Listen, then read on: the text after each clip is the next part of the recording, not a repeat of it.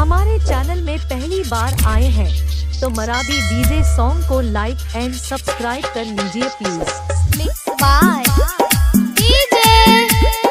DJ Manish Raj मनिए वाला 76।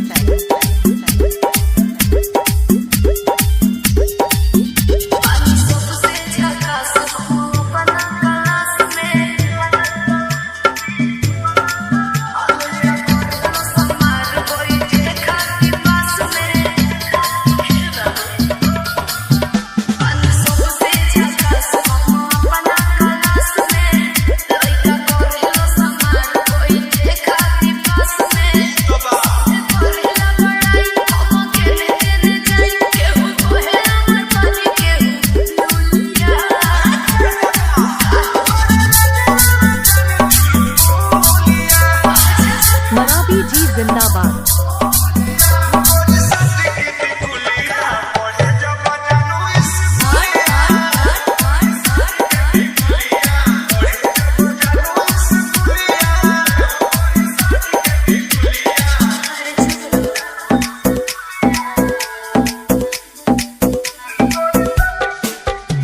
अब डीजे मनीष राज मनिए वाला तुम्हारा घर कहाँ है 76।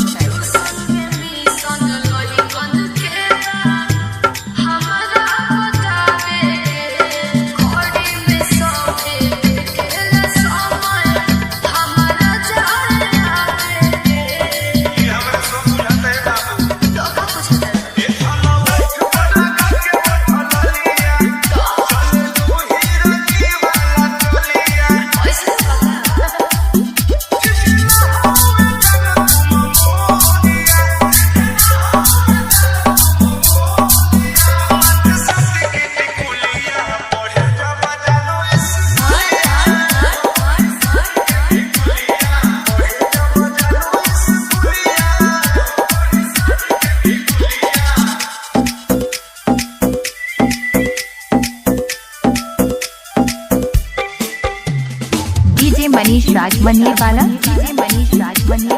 तुम्हारा घर कहाँ